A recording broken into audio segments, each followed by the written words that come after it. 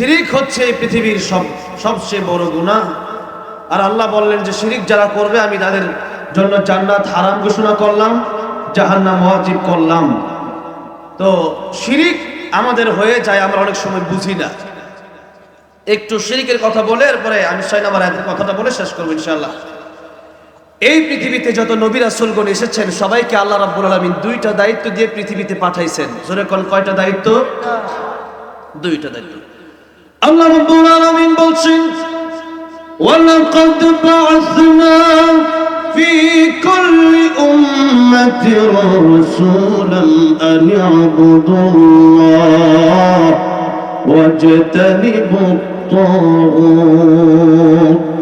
এই পৃথিবীতে আমি আল্লাহ রাব্বুল আলামিন যত নবী রাসূল পাঠিয়েছি দুটি দায়িত্ব দিয়ে পাঠিয়েছি। একটা দায়িত্বের নাম হচ্ছে আন ই'বুদুল্লাহ, একটি দায়িত্বের নাম হচ্ছে এই পৃথিবীর মানুষ কেবলমাত্র একজনের গোলামি করবে। জবান খুলে বলেন তিনি কে? কেবলমাত্র পৃথিবীর মানুষ আল্লাহর গোলামি করবে, আল্লাহর ইবাদত করবে। মানুষের অভ্যাস হচ্ছে গোলামি করা, মানুষের অভ্যাস হচ্ছে মাথাকে নত করা, মানুষের অভ্যাস হচ্ছে একজন আরেকজনের কাছে ছোট হয়ে যায়। যখন নাকি কেউ তাকে কোনো উপকার করে সে মানুষটার কাছে আরেকজন মানুষ ছোট হয়ে যায়। কিন্তু প্রকৃতভাবে এই পৃথিবীতে যত নিয়ামত আল্লাহ রাব্বুল আলামিন আমাদেরকে দিলেন, এই যে সকাল থেকে শুরু করে এই পর্যন্ত নিঃশ্বাসগুলো নিলাম, এই নিঃশ্বাসগুলো নেওয়ার মতো তৌফিক আমাদেরকে কে দান করলেন? প্রতিদিন শত শত লিটার পানি আমরা, হাজার হাজার কোটি কোটি লিটার পানি আমরা পান করি। এই পানির ব্যবস্থা কে করে দিলেন? কথা বলার মতো তৌফিক কে দিলেন? চোখগুলা কে দিলেন? শোনার জন্য তৌফিক কে দিলেন? এরপরেও যদি আল্লাহটা না শুনি, আল্লাহর গোলামি না করি, কার গোলামি করব? তাই আল্লাহ রাব্বুল আলামিন বলছেন, তাবারাকাল্লাযী বিয়াদিহিল মুলকু ওয়া হুয়া আলা কুল্লি শাইইন কাদির। ও পৃথিবীর মানুষেরা, আমি আল্লাহ তোমাদের মালিক। যত জায়গা আছে পৃথিবীতে যা কিছু আছে সব কিছুর মালিক আমি আল্লাহ, আর তোমরা সবাই আমি আল্লাহর গোলাম। মালিক কে? জবান খুলে বলেন মালিক কে? আর আমরা কি? গোলাম। আমরা মালিক কে, গোলাম কারা? আমরা। কিয়ামতের ময়দানে প্রকৃত গোলাম যারা আল্লাহ রাব্বুল আলামিন তাদেরকে ডেকে বলবেন, ইয়া আইয়াতুহান নাফসুল মুতমাইন্নাতু রুজিই ইলা রাব্বিকি রাদিয়াতাম মারদিয়া ফাদখুলি ফি ইবাদি ওয়াদখুলি জান্নাতি। আমার প্রিয় বান্দার অন্তর্ভুক্ত হও। ফাদখুলি ফি ইবাদি, আব্দুল মানে গোলাম, আব্দুল মানে বান্দা, আব্দুল যারা গোলাম, যারা বান্দা, আমার প্রিয় বান্দা যারা, তারা একসাথে হও। আমার প্রিয় বান্দাদের কাতারে শামিল হয়ে যাও। আমার প্রিয় গোলামের কাতারে শামিল যারা হতে পারবে, ওয়াদখুলি জান্নাতি, তারাই জান্নাতে চলে যাবে। সুবহানাল্লাহ। তাইলে গোলাম যদি হতে হয় কোন মানুষের হব না, আল্লাহর গোলাম হব। কার গোলাম হব? আল্লাহর গোলাম হতে হবে। আর যদি আল্লাহর গোলামি ভালো না লাগে, আল্লাহর কথা যদি ভালো না লাগে, তাহলে আল্লাহ বলছেন, ইয়া মা'আশারাল জিন্নি ওয়াল ইনসি ইন ইসতাতা'তুম আন তানফুযু মিন আকতারিস সামাওয়াতি ওয়াল আরদি ফানফুযু لا تنفذون إلا بسلطان فبأي آلاء ربكما تكذبان। হে পৃথিবীর জেনেনা, পৃথিবীর মানুষেরা, আমি আল্লাহর গোলামি যদি তোমাদের ভালো না লাগে, তাহলে তোমরা আমি আল্লাহর আকাশ জমিন ছেড়ে তোমরা বের হয়ে যাও। কার আকাশ জমিন? আল্লাহর আকাশ জমিন ছেড়ে বের হয়ে যাও। বলেন তো, আল্লাহর আকাশ জমিন ছেড়ে বের হয়ে যাওয়ার মতো কোনো জায়গা পৃথিবীর কোনো মানুষের আছে? পৃথিবীর কোনো কারো ক্ষমতা এমন আছে যে আল্লাহর গণ্ডি থেকে বের হয়ে যেতে পারে? নাই। তাহলে আল্লাহর গণ্ডি থেকে বের হয়ে যাওয়ার মতো ক্ষমতা যদি কারো না থাকে, তাহলে সে ব্যক্তিটা কিভাবে আল্লাহর নাফরমানি করে? সে ব্যক্তিটা কিভাবে বলে আল্লাহর কয়েক মুখ, আল্লাহ এক মুখে কয়েক কথা কয়, আল্লাহর মুনাফিক বলে গালি কিভাবে দিতে পারে? সেই জন্য মানে দুই পয়সার বাউল যখন আল্লাহকে গালি দেয় তখন দিল মন আর ঠিক থাকে না। কারণ এই দুনিয়ায় আমরা তো সবচেয়ে বেশি ভালোবাসি কাকে? আল্লাহকে। আল্লাহকে সবচেয়ে বেশি ভালোবাসি, তাই আল্লাহর পক্ষ আমাদের অবলম্বন করতে হবে। যারা আল্লাহ বিরোধী তাদের পক্ষে আমাদের যাওয়া কোনোভাবেই যাবে না। তাই সূরা লোকমানের এই 6 নম্বর আয়াতে কারিমা আপনাদের সামনে তিলাওয়াত করলাম যে আমাদের যারা বলে যে গান বাজনা হারাম, এটা কোরআনে কোথায় আছে, হাদিসে কোথায় আছে? তা আমি জিজ্ঞেস করতে চাই মাঝে মধ্যে, কোরআন হাদিস আপনারা পারেন? কোরআন আপনারা পড়তে পারেন? সূরা নাস পড়তেছে, পড়তে পারে না। নামাজ পড়তেছে, আল্লাহু আকবার ঠিকভাবে উচ্চারণ করতে পারে না। এরপরে সূরা ইখলাস ঠিকভাবে পড়তে পারে না, সূরা ফাতিহা ঠিকভাবে পড়তে পারে। তাহলে সূরা ফাতিহা যারা ঠিকভাবে পড়তে পারে না, কোরআন হাদিসের ন্যূনতম জ্ঞান কি তাদের থাকতে পারে?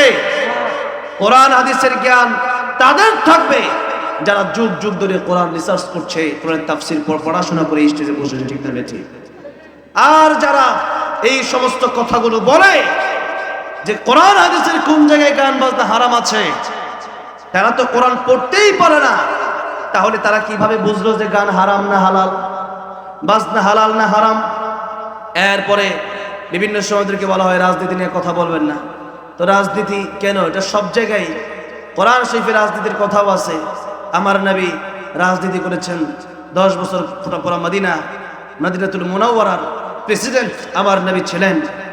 তাহলে এরপরে আবু বকর, ওমর, ওসমান, আলী রাদিয়াল্লাহু আনহুম আজমাইন তারাও তো দেশের প্রেসিডেন্ট ছিলেন। তার রাজনীতির কথাও কেন বলবো না? ইসলাম হচ্ছে পূর্ণাঙ্গ জীবন বিধান, কমপ্লিট কোড অফ লাইফ।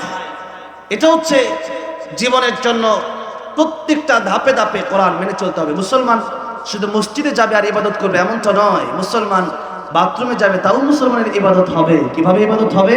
কারণ মুসলমান যখন দোয়া পড়ে ঢুকবে যে আল্লাহুম্মা ইন্নী আউযু বিকা মিনাল খুবুতি ওয়াল খাবাইথ, এরপরে যখন আবার দোয়া পড়ে বের হওয়ার পর যখন দোয়া পড়লো গুফরানাকা আলহামদুলিল্লাহ আল্লাযী আযহাবা আনিল আযা ওয়া আফানি, যখন দোয়া পড়ে ঢুকলো আবার দোয়া বের হয়ে দোয়া পড়লো, যতক্ষণ বাথরুমে বসে থাকবে ততক্ষণ নফল ইবাদতের সওয়াব। সুবহানাল্লাহ। তাহলে মুসলমানের পূর্ণ জীবন চাই ইবাদতে কাটবে। এমনটা নয় যে একটু আমি আল্লাহটা মানবো, একটু মানুষেরটা মানবো। হ্যাঁ, এমনটা নয়। যদি এমনটা হয়, আল্লাহ বলছেন দুটি দায়িত্ব দিয়ে আমি পৃথিবীর নবী রাসূলকে পাঠালাম। একটা দায়িত্ব হচ্ছে যে আনি আবুদুল্লাহ ইবাদত করতে হবে, আরেকটা হচ্ছে ওয়াজতানিবুত তাগুত, তাগুত বর্জন করতে হবে। তাগুত হলো শয়তান। তাগুত হচ্ছে তারা যারা এই পৃথিবীতে নিজেরাও আল্লাহর আইন মানে না, অপর কেউ আল্লাহর আইন মানতে দেয় না। এমন কিছু লোক আছে না নাই? নিজেও নামাজ পড়ে আরেকজনকে নামাজ পড়তে দেয় না, নিজেও গান বাজনা করে আবার আরো কয়েকজনকে গান বাজনার জন্য উৎসাহিত করে। নিজেও কোরআন হাদিস নিজের কাছে ভালো লাগে না, আবার কোরআন হাদিসের সঠিক ব্যাখ্যা সঠিক আলোচনা হোক ওইটাও তারা চায় না। এমন লোক বাংলাদেশে আছে না নাই? তো সেই জন্য লেবাস পরলেই বড় মুমিন হওয়া যায় না। বড় বড় জুব্বা, এগুলো তো আরবে দেখছি বড় বড় জুব্বা আছে, কিন্তু জুব্বার নিচে পায়জামা নাই। এরপরে দেখা গেছে রবীন্দ্রনাথ ঠাকুরের দাড়ি ছিল কি ছিল না? বড় বড় দাড়ি, মুসের দাড়ি এক সময় না আসে না, কান্দে বোঝা যায় না। তো এখন রবীন্দ্রনাথ ঠাকুরের যে দাড়ি ছিল, তো এবারে তো হিন্দু নাকি মুসলমান ছিল? হিন্দু ছিল। তাহলে দাড়ি আছে কিন্তু ভিতরে ইমান নাই, লাভ আছে? আপনি নামের বলেন যে আমি মুসলমান, কিন্তু আসলে ইসলাম মানেন না, তাহলে এরকম মুসলমান দাবি করে লাভ আছে? তাই কবি বলেছেন, নামে মুসলমান নাকি কামে মুসলমান তুমি, নামে মুসলমান নাকি কামে মুসলমান, নামে কামে মিল না হলে, নামে কামে মিল না হলে বইবে যে তুফান তুমি, নামে মুসলমান নাকি কামে মুসলমান তুমি, নামে মুসলমান নাকি কামে মুসলমান। আজকে আমরা নামে মুসলমান বেশি না কাজে মুসলমান বেশি? বলেন তো। নামে মুসলমান বেশি। ফজরের সময় মুসলমান দেখা যায়, এত মুসলমান দেখা যায়? দেখা যায় না। নাম দিছে মুসলমান কিন্তু কোরআন শরীফ পড়তে না। নাম দিছে মুসলমান হুজুর ফরজ জানে না। নাম দিছে মুসলমান গোসলের ফরজ জানে না। নাম দিছে মুসলমান কিন্তু নামাজ পড়ে না। নাম দিছে মুসলমান, আল্লাহ বিরোধী কথা কর পরেও হের পক্ষ নিয়ে আন্দোলন করে, এমন মুসলমান আছে না নাই? তাহলে কি মনে করেন নামে মুসলমান হইলে কি মুসলমান হওয়া যায়? নাকি কাজেও মুসলমান হওয়ার দরকার আছে? ভিতরটা ঠিক হওয়ার দরকার আছে না নাই? হযরত লুকমান হাকিমের নামে আল্লাহ সূরা নাযিল করছে। লুকমান হাকিম ছিলেন কালো। লুকমান হাকিম কি ছিল? কালো, কুৎসি। বেলাল রাদিয়াল্লাহু আনহু ছিল কালো, কুৎসি। লুকমান হাকিম কালো, তার অন্তরটা বড় ভালো। এরপরে বেলাল রাদিয়াল্লাহু আনহু কালো, অন্তরটা বড় ভালো। আল্লাহর নবী বিশ্বনবী রাহমাতুল লিল আলামিন জান্নাতের ভিতরে মেরাজের রজনীতে যেদিন গেলেন, সেদিন আল্লাহর নবী কারা হাঁটার আওয়াজ শুনতে পাচ্ছেন। টক টক টক টক হাঁটার আওয়াজ হয়। আল্লাহর নবী বললেন, জিবরাইল, কার হাঁটার আওয়াজ শোনা যায়? জিবরাইল আমিন বললেন, ইয়া রাসূলুল্লাহ, হযরত বেলাল দুনিয়াতে হাঁটে, তার হাঁটার আওয়াজ আল্লাহর তরি জান্নাতে পৌঁছে যায়। বেলাল কালো, কিন্তু আল্লাহর কাছে তিনি বড় ভালো। আল্লাহর কাছে তিনি বড় ভালো। লুকমান হাকিম কালো, কিন্তু আল্লাহর কাছে তিনি বড় ভালো। তাই কালো আর দলের মাধ্যমে আল্লাহ রাব্বুল আলামিন, মানুষ আল্লাহর কাছে দামি হতে পারে না। ধনী আর গরিবের মাধ্যমে মানুষ আল্লাহর কাছে দামি হতে পারে না। লম্বার খাটোর মাধ্যমে আল্লাহর কাছে মানুষ দামি হতে পারে না। মোটার চিকনের মাধ্যমে মানুষ আল্লাহর কাছে দামি হতে পারে না। রাজার প্রজার মাধ্যমে মানুষ আল্লাহর কাছে দামি হতে পারে না। মানুষ যদি আল্লাহর কাছে দামি হতে হয়, আল্লাহ বলেন, ইন্না আকরামাকুম ইনদাল্লাহি আতকাকুম। আল্লাহর ভয় যার অন্তরে যত বেশি, তার দাম আমি আল্লাহর কাছে তত বেশি। জোরে কোন সুবহানাল্লাহ। যাদের হৃদয়ে আছে আল্লাহর ভয়, তারা কবু পথ ভুলে যায় না। আল্লাহর প্রেম ছাড়া এই দুনিয়ায় কারো কাছে কোনো কিছু চায় না। রাতের আধারে যারা সিজদাতে রয়, দু চোখের অশ্রুতে নদী যেন বয়। ছলনার হাত ছানি যতই আসুক, পিছনে ফিরেও সে তাকায় না। যাদের হৃদয়ে আছে আল্লাহর ভয়, তারা কবু পথ ভুলে যায় না। আল্লাহর প্রেম ছাড়া এই দুনিয়ায় কারো কাছে কোনো কিছু চায় না। ঠিক না ঠিক? তাহলে আল্লাহর ভয় যদি অন্তরে থাকে, তাকওয়া যদি অন্তরের ভিতরে থাকে, সে ব্যক্তি যত বড় গুনাহ করতে যাবে না কেন, সে ব্যক্তি চিন্তা করবে, রে এবার আমি পুলিশ বিডিআর না দেখতে পারি, আমার কোনো একজন দেখবে, জবান খুলে বলেন তিনি কে? আমিরুল মুমিনিন ওমর রাদিয়াল্লাহু আনহু মরুভূমিতে একদিন যাচ্ছেন। প্রচন্ড পিপাসা এবং প্রচন্ড ক্ষুধা লেগেছে, খাবার দাবার শেষ হয়ে গেছে। আমিরুল মুমিনিন একজনের রাখালকে ডেকে বললেন, রাখাল রে, তোমার কাছে অনেক ছাগল, একটু দুধ কি আমারে পান করতে দেওয়া যায়? রাখাল বলেন, আমিরুল মুমিনিন তো কি চিনে না উনি? উনি বলল, মুসাফির, এই দুধ আপনার আমি দিতে পারি না। আমিরুল মুমিনিন বলেন, কেন দিতে পারো না? রাখাল বলল, ও মুসাফির, এই ছাগলের মালিক আমি নই, ছাগলের মালিক আরেকজন, আমি ছাগলের রাখাল। সুতরাং আমি রাখাল হইয়া মালিকের অনুমতি ব্যতীত আপনার দুধটা কিভাবে দিয়ে দিতে পারি না। আমিরুল মুমিনিন উনি এবার আরো পরীক্ষা শুরু করে দিলেন। গলাডোলা বাইঙ্গা হগলে দিয়ে মাইক ঠিক হয়ে গেছে। জোরে কর মারহাবা। চেষ্টা তো করছে, জোরে ঠিক না বেটে? যাক, আমিরুল মুমিনিন ওমর রাদিয়াল্লাহু আনহু যে মাত্র রাখাল বলেছে যে আমি দুধ দিতে পারবো না, কারণ আমার মালিকের অনুমতি নাই, আমিরুল মুমিনিন চিন্তা করলেন, একটু পরীক্ষা করি তারে। যে যত বড় ইমানদার, তার পরীক্ষা সবচেয়ে বেশি। তাই নবীদের পরীক্ষা সবচেয়ে বেশি হয়েছে, ঠিক না বেঠে? কোন নবী আগুনের ভিতরে পড়েছে, কোন নবীকে মাছে গিলেছে, কোন নবী গাছ দ্বিখণ্ডিত, কোন নবীর দেহকে দ্বিখণ্ডিত করা হয়েছে। আল্লাহ নবীকে তায়েফের কাফেরেরা পাথর মারতে মারতে নবীকে রক্তাক্ত করেছে। যার ইমান যত বেশি, তার দুনিয়ার পরীক্ষাটাও তত বেশি। আমিরুল মুমিনিন চিন্তা করলেন যে কথা কাজে মিল আছে কিনা, তাকে আরেকটু পরীক্ষা করি, কারণ অনেকের কথাবার্তা মুসা আলাইহিস সালামের মতো আর কাজটা ফেরাউনের মতো, ঠিক না? কিছু লোক আছে না, কথা বলে খুব ভালো ভালো, কাজ করার সময় খুঁজে পাওয়া যায় না। এই জন্য আমিরুল মুমিনিন চিন্তা করলেন যে কথা যেমন বলছে, কাজটা দিয়ে এমন কিনা। আমিরুল মুমিনিন ওমর রাদিয়াল্লাহু আনহু যে মাত্র দেখলেন রাখালটা ভালো, আরেকটু পরীক্ষা বাড়াই দিলেন। ওমর রাদিয়াল্লাহু আনহু বললেন, একটা কাজ করো, তোমার আমি কিছু টাকা পয়সা দেই, এই টাকা পয়সাগুলা নাও, তুমি তোমার মালিককে বলবা না একটা ছাগল আমার কাছে না হয় বিক্রি করে দাও, তাতে তোমার লাভ হবে, মালিক জানবে না, তুমি কিছু টাকা পাবে। রাখাল বলল আমার মালিকের কাছে আমি কি জবাব দেব? আমিরুল মুমিনিন বললেন তুমি বলবা ছাগলটা বাঘে খেয়ে ফেলেছে। ওই সময় তো অনেক বাঘ ছিল, এখনো সুন্দরবনে মাঝে মধ্যে বাঘ দেখা যায়। ওই সময় তো আর নিরাপত্তা বাহিনী বা দেখা গেছে যে এমন সিস্টেম ছিল না, তো তখন বাঘে আসলেই মাঝে মধ্যে ছাগল খেয়ে ফেলত। ছাগলের পাল ছিল মানুষের, এখনো মাঝে মধ্যে উত্তরবঙ্গের বেশ কিছু জায়গায় গেলে দেখা যায় যে গরুর পাল আছে, 100, 150, 200 গরু রাখালরা পালে। ছাগলের পাল তো তার কাছে আছে, মনে করেন 200 ছাগল আছে, একটা ছাগল বাঘে খেয়েই ফেলতে পারে, সাধারণ ব্যাপার। আমিরুল মুমিনিন বললেন মালিকের কাছে গিয়ে বলবো ছাগল বাঘে খেয়ে ফেলেছে। রাখালের চেহারা যেন লাল হয়ে যায়, তেলে বেগুনে যেন রাখাল চলে যায়। রাখাল বলল মুসাফির সাহস তো তোমার কম না। কারে কয়? আমিরুল মুমিনিন ওমর রাদিয়াল্লাহু আনহুকে বলে, যেই ওমর বাংলা এই পৃথিবীর শাসন করে অর্ধজাহানের খলিফা, সে অর্ধজাহানের খলিফাকে বলছেন যে সাহস তো তোমার কম না, তুমি কিভাবে এই কথা বললা যে তুমি আমাকে বললা ছাগলটা বিক্রি করে দিতে, তোমার এত সাহস? রাখালের মানে কতটুকু আল্লাহর ভয় তার ভিতরে কাজ করতেছে।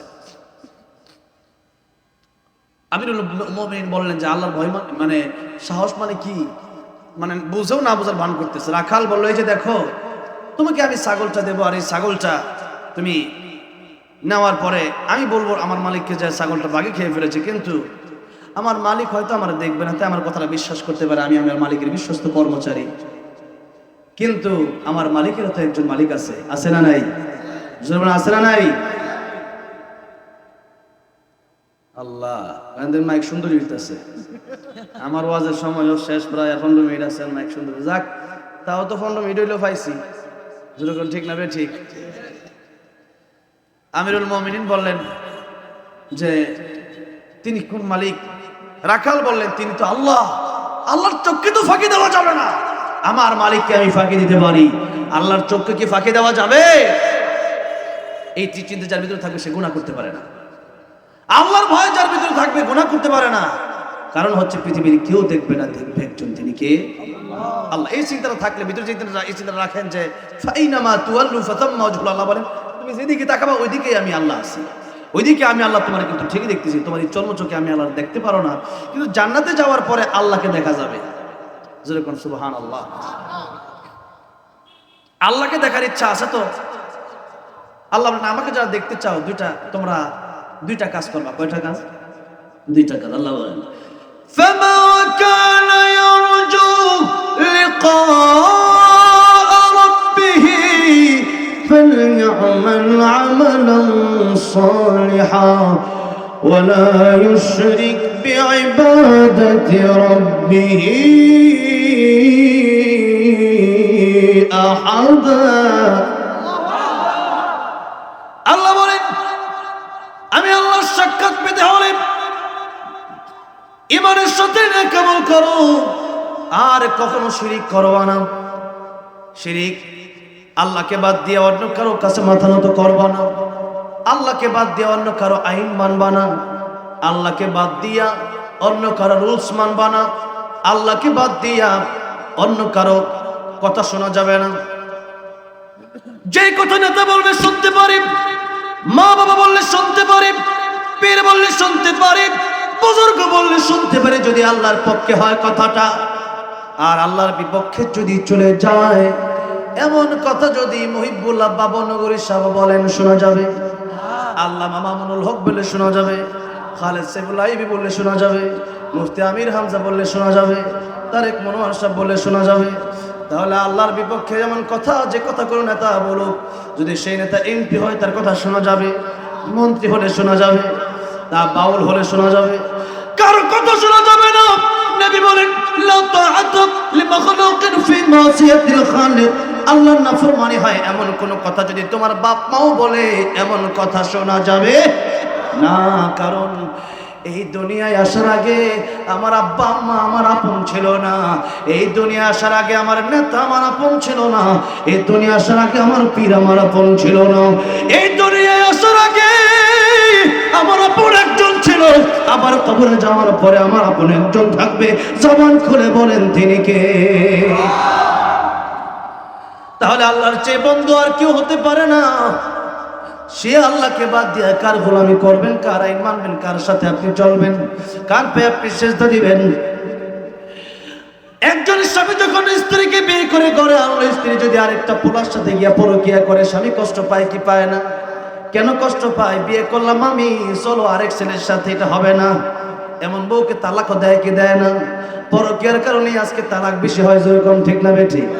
আর এই বাউল গান যারা গায়, এদের ধর্মে এদের ধর্মের বইয়ে লেখা আছে যে তারা নাকি পরকিয়া জায়েজ। নাউজুবিল্লাহ কোন? এই জন্য আমি দেখলাম আজকে শেখ আহমদুল্লাহ সাহেবের একটা বক্তব্য দেখলাম। উনি বললেন যে ওনারা তো কথা খুব রিসার্চ করে বলেন। উনি বললেন উনি যশোরের একটা এলাকায় গেলেন, সেখানে যাওয়ার পরে দেখলেন, শুনলেন যে একটা বাড়ি আছে, আমার বাড়ি তো শ্রীপুরে, সেখানেও আমি এমন কিছু জায়গা কিছু আছে এমন যে সেখানে বাউলরা গান বাজনা করে। তো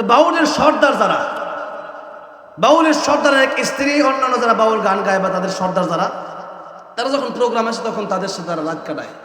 নাউজুবিল্লাহ কোন? এরপরে কয়েকদিন আগে এক মহিলা বলতেছে, বাউলদের সাথে বেডে রাত না কাটাইলে এরা আমাদেরকে প্রোগ্রামে দাওয়াত দেয় না। নাউজুবিল্লাহ বলেন। তার মানে প্রমাণ হয়ে গেল এই বাউল সম্প্রদায় একটা লম্পট সম্প্রদায়, ঠিক না বেঠে? একটা বদমাশ সম্প্রদায়, ঠিক না বেঠে? এদের জায়গা মুসলমানদের অন্তর হতে পারে না, মুসলমানদের এলাকার গণ্ডির ভিতরে এদের জায়গা হতে পারে না, ঠিক না বেঠে? আজকে এই সমস্ত লোকরে মানুষ পীর বানাইছে। এরপরে তাদের বিরুদ্ধে দেখলাম সেজদা দিতে আছে। এরপরে আল্লাহর বিরুদ্ধে যেই কথাটা এই বাউল আবুল সরকার যেই কথাটা বলছে যে আউয়ালু মা খালাকাল নূরি আউয়ালু মা খালাকাল ইশক, ওই একটা টান মারে আর একজন দুটার মধ্যে বাড়ি মারে। তো এই যে কথাগুলো বলছে এই বাউল আবুল সরকার, একটা কথাও কোরআন হাদিসের কোনো জায়গায় নাই, ঠিক না বেঠে? নিজের মন গড়া কথা বলেছ আল্লাহর বিরুদ্ধে, নিজের মন গড়া কথা বলছো রাসূলের বিরুদ্ধে। সুতরাং এমন মন গড়া কথা বলার কারণে অবশ্যই বাংলাদেশে তোমাকে এমন শাস্তি দেওয়া প্রয়োজন, যেই শাস্তি দেখে আগামীর বাউলেরা ঠিক হয়ে যাবে, ঠিক না বেঠে? আজকে এই শাস্তি নিয়ে গড়িমসি করা হচ্ছে। আজকে বাউলের পক্ষে এনসিপির কিছু পোলাপান চলে গেছে। এই এনসিপির ভাইদেরকে আমি বলেছি, গতকাল নারায়ণগঞ্জের মাহফিলেও আমি বলেছি, আপনাদের শান, আপনাদের ভালোবাসা, মানুষ আকাশচুম্বী আপনাকে ভালোবাসতো, সেই আকাশচুম্বী ভালোবাসা বাউলের পক্ষে যাওয়ার কারণে জমিনের নিচে ধসায় গেছে, ঠিক না বেঠে?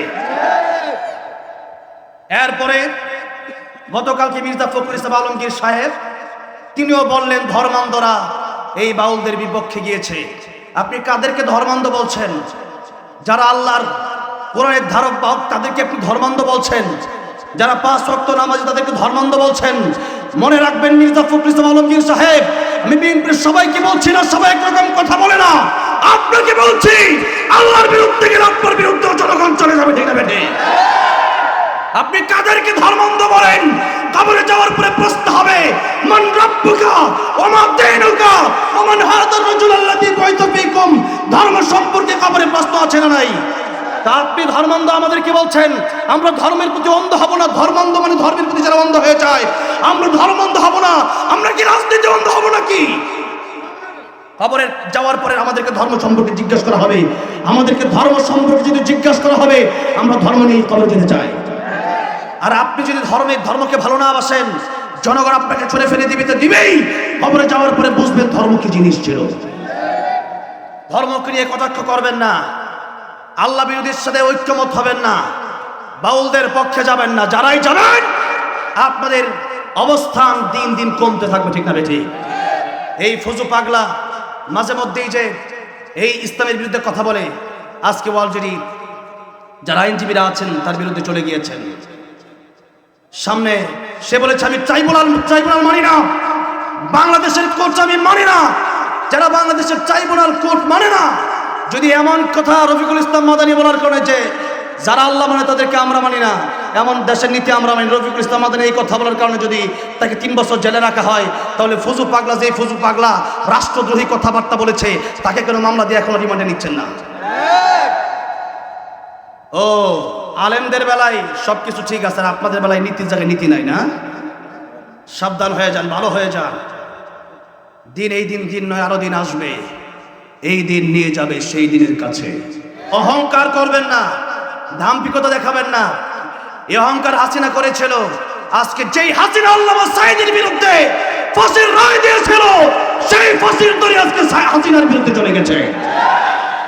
আলেমদের বিরুদ্ধে কথা বলার দুঃসাহস করবেন না, ইসলামের বিরুদ্ধে কথা বলার দুঃসাহস করবেন না। যেই রশিয়ার যে আলেমদেরকে দিবেন, সেই জেল আপনাদের কাছে একদিন চলে যাবে, আপনাদের বিপক্ষে চলে যাবে সেই ট্রাইব্যুনাল। এই জন্য শিক্ষা গ্রহণ করেন।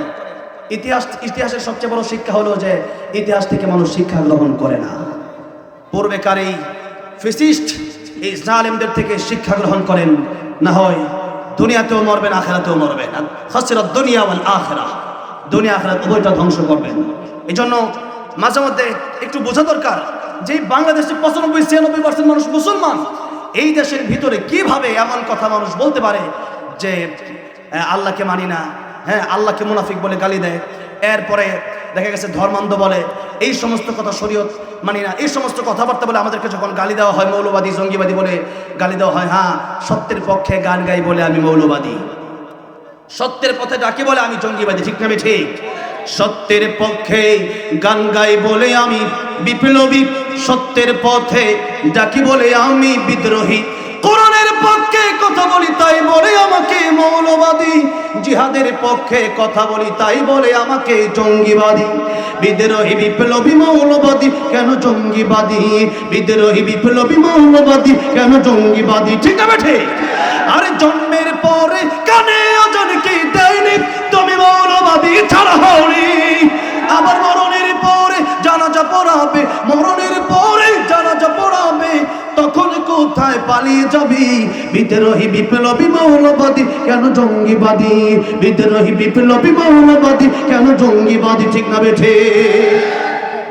কোরআনের পক্ষ বললে যদি আমরা আমাদের মৌলবাদী জঙ্গিবাদী হওয়া লাগে, আমরা রাজি আছি, ঠিক না ঠিক?